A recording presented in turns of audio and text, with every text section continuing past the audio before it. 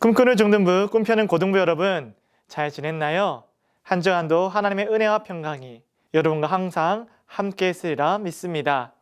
여러분, 늘 말씀을 쫓아가고 또 그 말씀을 지켜가며 순종하는 삶으로 주님과 동행하기를 바랍니다. 자, 그러면 오늘도 주의 말씀 앞에 서고 예배의 자리로 나아갈 때 영과 진리로 예배하는 우리 모두가 되기를 바랍니다. 그럼 함께 신앙 고백하겠습니다. 전능하사 천지를 만드신 하나님 아버지를 내가 믿사오며 그 외아들 우리 주 예수 그리스도를 믿사오니 이는 성령으로 잉태하사 동정녀 마리아에게 나시고 본디오 빌라도에게 고난을 받으사 십자가에 못 박혀 죽으시고 장사한 지 사흘 만에 죽은 자 가운데서 다시 살아나시며 하늘에 오르사 전능하신 하나님 우편에 앉아 계시다가 저희로서 산자와 죽은 자를 심판하러 오시리라. 성령을 믿사오며 거룩한 공예와 성도가 서로 교통하는 것과 죄를 사하여 주시는 것과 몸이 다시 사는 것과 영원히 사는 것을 믿사옵나이다. 아멘.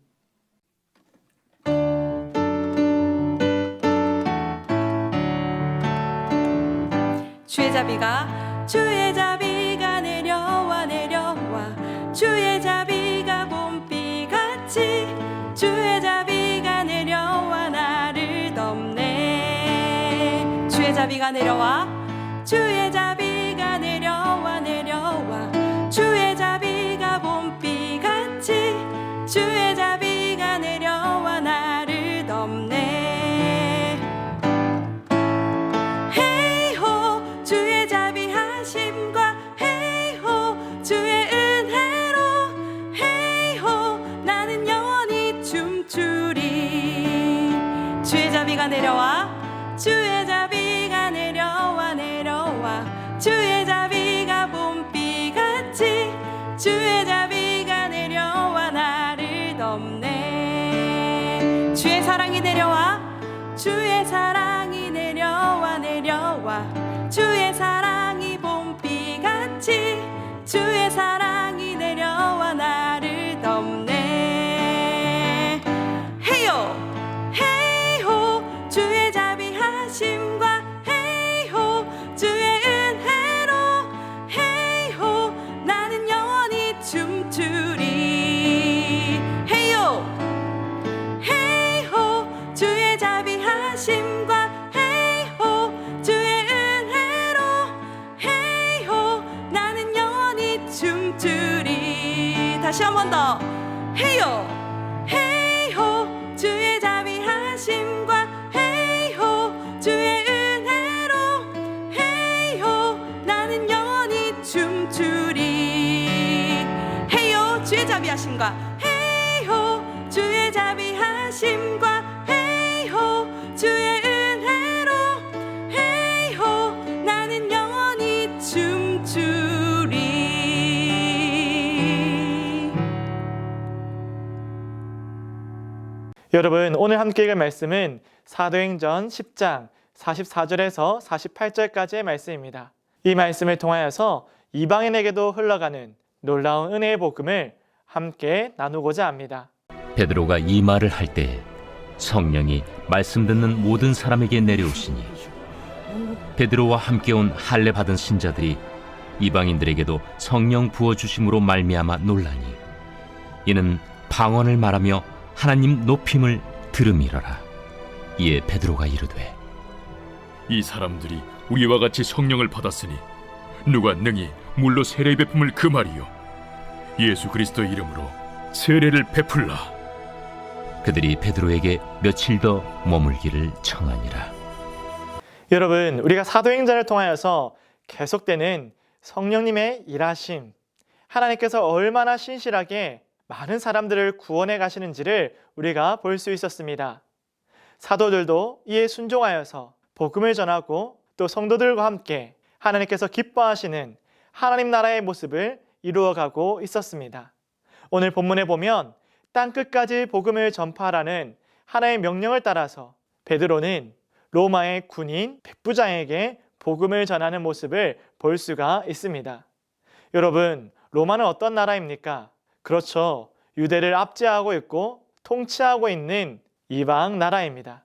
하나님께서는 이렇게 예루살렘으로부터 시작된 십자가의 복음을 세상의 중심이자 하나님을 알지 못하는 이 로마에까지 전하고 계심을 볼 수 있습니다. 하지만 베드로는 이 일을 쉽게 받아들일 수가 없었습니다. 왜냐하면 이방인에게 복음이 전해질 거라고는 생각하지 못했기 때문입니다. 베드로는 왜 그랬을까요? 이것은 지금까지 유대의 전통과 또 율법에 따라서 이방인은 하나님 나라에 들어오지 못한다고 생각했기 때문입니다. 지금까지의 생각, 전통, 편견, 그리고 유대인의 고정관념은 구원에 있어서 하나님과 다른 기준을 가지게 되었습니다. 그러면 하나님은 구원을 어떻게 바라보고 계시고 누구를 구원하기를 원하실까요? 유대인들은 자신을 구원하기를, 그리고 혹 몇몇의 이방인들에게 은혜가 미칠지 모른다라고 생각했지만 하나님은 모든 사람을 구원하기를 원하십니다. 하나님의 은혜로부터 제외된 사람은 없고 하나님께서 구원하지 못할 사람도 없습니다. 우리는 이 사실을 꼭 기억해야 합니다. 하나님으로부터 배제된 사람은 없다. 그 은혜로부터 배제된 사람은 없다는 것을 명심해야 합니다. 우리의 시선과 우리의 편견과 우리의 생각에는 저 사람은 구원받을 수 없어 라고 생각할 수 있겠지만 하나님의 마음에는 그러한 사람은 없다는 거죠. 한편 성경은 우리에게 이렇게 말씀하고 계십니다. 누구는 구원받을 만하고 누구는 구원받기 어렵다고 생각하는 우리의 착각 가운데 모든 사람이 죄를 범하였음에 하나님의 영광에 이르지 못하더니라고 로마서 3장 23절은 말씀하고 있죠. 자, 여러분, 그러면 구원받을 만한 사람이 있습니까? 그렇지 않습니다. 성경은 우리 모두가 죄인인 것을 명시하고 있습니다. 그러므로 내가 구원받은 것처럼 다른 이도 구원받을 수 있으며 하나님의 용서와 그 은혜가 필요함을 우리는 생각할 수 있습니다. 그 사람이 우리가 볼 때 실수가 많고 죄가 많고 못됐고 어리석은 사람이든지 혹은 오늘 본문에 나오는 이방인이든지 그리고 그가 사람들 보기에 칭찬을 받고 경건한 모습을 가지고 있고 아주 착한 행실을 가지고 있는 사람이라 할지라도 모두 다 하나님의 구원과 하나님의 은혜와 긍휼하심 없이는 하나님의 영광에 이르지 못한다는 것을 오늘 말씀을 통해서 알 수 있습니다. 여러분, 유대인이기 때문에 교회에 다니기 때문에 부모님이 교회에 다니시기 때문에 괜찮거나 혹은 부모님이 교회에 다니지 않고 지금까지 예수님을 모른 채 살았던 친구들이라 할지라도 모두 다 하나님의 은혜가 필요하고 하나님의 구원하심이 없으면 살 수가 없습니다. 자, 그럼 오늘 이 진리의 말씀을 베드로는 어떻게 깨닫게 되었는지 함께 살펴보면서 우리도 좀 더 깊이 하나님의 말씀을 내 마음 가운데로 옮겨왔으면 좋겠습니다. 베드로는 무두장이의 집에 있었습니다. 무두장이는 가죽을 손질하여서 가방을 만들거나 옷을 만들거나 도구를 만드는 사람입니다. 여러분, 가죽을 만들려면 먼저 짐승으로부터 가죽을 벗겨야 하고 그러려면 살아있는 짐승이 아니라 죽어있는 짐승에 손을 대야 되겠죠. 우리가 구약을 살펴보면 죽은 시체를 만지는 것은 부정하다라고 나와 있습니다. 그런데 지금 베드로가 누구의 집에 있습니까? 이 무두장이 바로 피역을 만드는 그 사람의 집에 머물고 있습니다. 여러분, 오늘 가장 이상한 점을 보면 베드로는 자기의 생각과 편견에 따라서 누구랑 같이 식탁에 앉을 것인가라고 자신이 평가하고 결정하는 것을 볼 수 있습니다.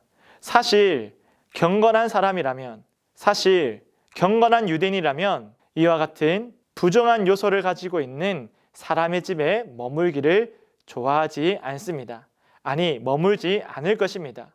그런데 오늘 베드로는 이 무두장의 집 옥상에 올라가서 기도를 드리고 있습니다. 하나님께서는 그가 기도하는 가운데 환상을 보여주셨고 그 환상을 통하여서 부정한 짐승들을 먹으라고 말씀하였습니다. 하나님께서는 이 환상을 3번 보여주셨는데 베드로는 끝까지 먹지 않겠다고 말하였죠.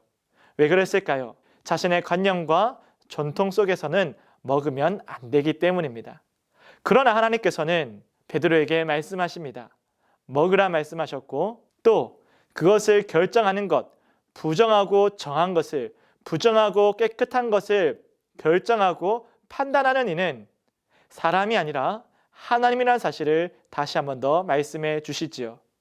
사랑하는 여러분, 무엇이 깨끗한 것인지, 무엇이 부정한 것인지 그것은 우리가 판단할 것이 아닙니다. 선하신 하나님께서 결정하시는 거고, 죄를 심판하실 수 있는 하나님께서 결정하실 수 있습니다. 우리가 함부로 사람에 대해서 평가하거나 혹은 부정하다 말하거나 하지 말아야겠죠. 그러나 우리의 교만함은, 또 우리의 어리석음은 우리의 편견에 매일 때가 많습니다. 우리의 주관에 매일 때가 많죠. 저 친구는 돼, 저 친구는 안 돼.